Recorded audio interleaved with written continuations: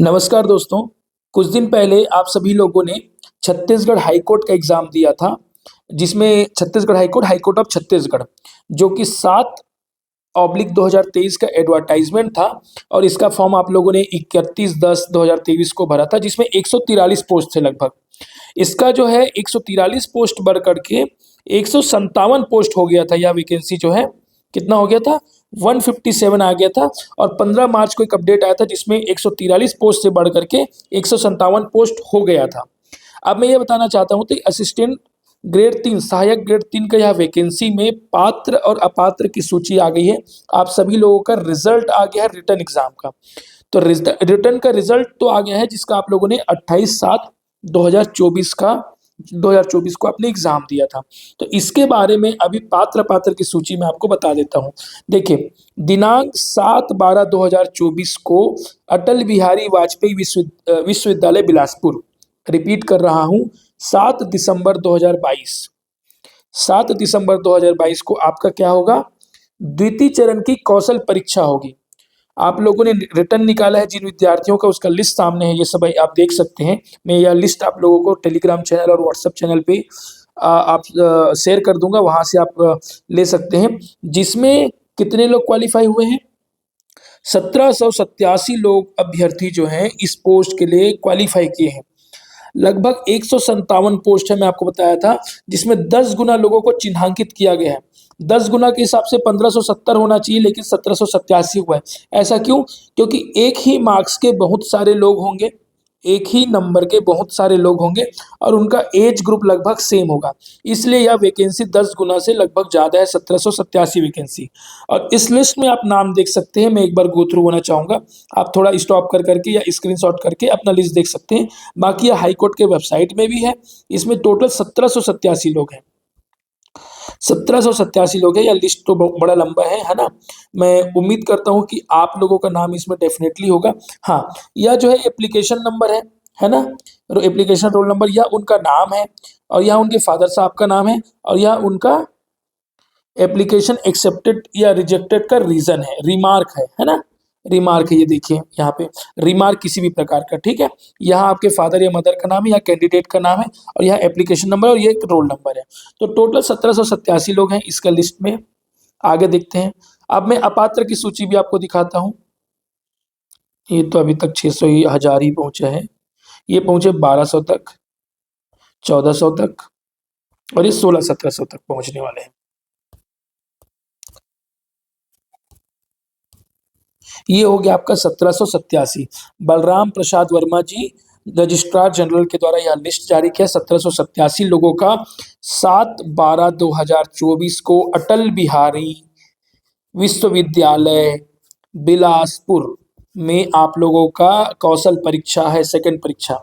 अब कौशल परीक्षा में आप लोगों का सिलेक्शन कैसे होगा और क्या क्या परफॉर्मेंस करना पड़ेगा, उसके बारे में डिटेल से जानो, ठीक है। देखो, सिलेक्शन प्रोसेस मैं डीप से बताने की कोशिश करता हूँ, डीप बताता हूँ कोई भी चीज़ों को। आप जल्दबाजी में रहते तो यह वीडियो छोड़ के जा सकते हो। मुद्दा यहाँ पे ये है कि डीप पढ़ोगे तो पूरा चीज़ें नॉलेज होगा। The selection shall be made on the basis of written examination and skill test. तो पहला तो आप लोगों ने एग्जाम पास कर लिया, पहला चरण हो गया आपका पास, ठीक है। अब आ गया आपका सेकंड चरण, जिसमें स्किल टेस्ट, जिसको कौशल परीक्षा बोलते हैं।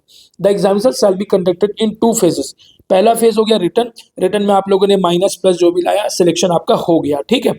अब सेकंड देखिए, phase 2 skill test, computer typing test of Hindi, 250 word 10 minute में, ठीक है। फिर से समझो, 250 वर्ड 10 मिनट में, जिसमें 50 नंबर का होगा। अगेन इंग्लिश सब्जेक्ट का करना है, ये तो हिंदी का था। इंग्लिश का करना है आपको 300 वर्ड 10 मिनट में, 300 वर्ड 10 मिनट। अच्छे से सुन लो, स्क्रीनशॉट ले लो। इसका भी 50 नंबर, मतलब दोनों मिला करके कितना, 100 नंबर का। अब मुझे ये बताओ, ये मार्क सिर्फ इसलिए दिया है क्योंकि यहाँ इससे मेरिट तैयार होगा, इससे मेरिट तैयार होगा। 100 नंबर का आपका एग्जाम है स्किल टेस्ट, तो आप उस हिसाब से तैयारी कर लीजिए। अब देखिए ड्रॉबैक क्या है।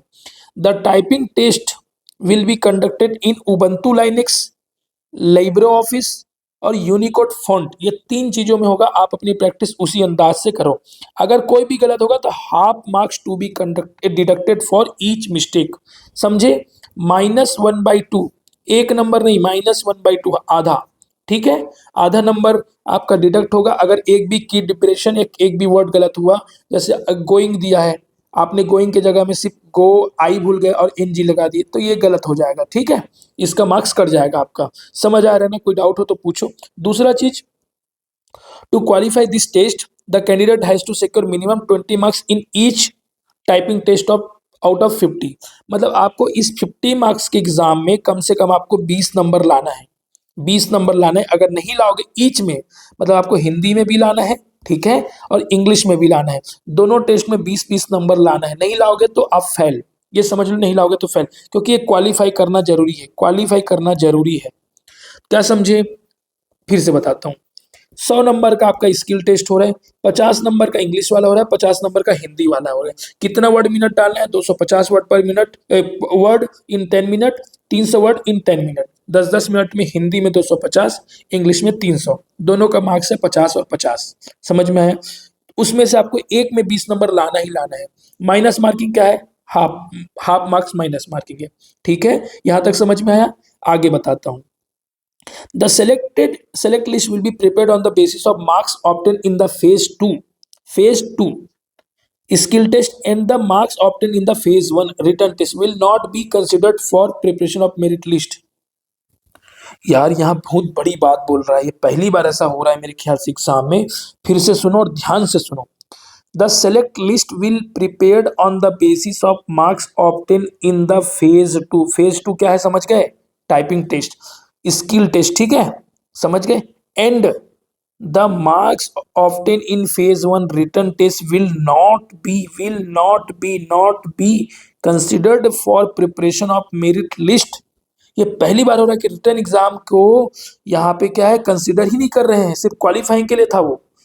बहुत ध्यान देने वाली बात है। जो भी सिलेक्शन होगा वो टाइपिंग टेस्ट में जो 100 नंबर में से लाओगे उसी के आधार पे होगा, उसी के आधार पे यह एग्जाम होगा भाई, उसी के आधार पे यह सिलेक्शन होगा। फिर से समझो। The selected candidate after their joining will be kept on the probation for the period as mention in the rules prescribed by the state government. मतलब 2 या 3 साल का आपका प्रोबेशन रहेगा, 2 या 3 साल का प्रोबेशन रहेगा। The record of recruitment examination shall be liable to eliminated after 6 month of the declaration of the result. ये आपकी बात की नहीं है, RTI YTI। तो अब देख लो, इसमें इतने में आप समझ गए हैं ना। और वो कि आपका जो एग्जाम होगा वो टाइपिंग टेस्ट के आधार पे ही आपका सिलेक्शन होगा। आपका जो सिलेक्शन होगा क्या होगा? टाइपिंग टेस्ट के आधार पे होगा। 100 में से आपको लगभग 70-80 ले आओ, आपका सिलेक्शन हो जाएगा, ठीक। उसके अलावा कुछ और चीजें जान लेते हैं। सहायक ग्रेड 3 में जो अभ्यर्थी का नहीं हो पाया, रिटर्न में तो ठीक ठाक थे लेकिन नहीं हो पाया, उसमें से 261 लोग हैं, 261 लोग हैं जो नहीं हो पाए, उसको देख लो।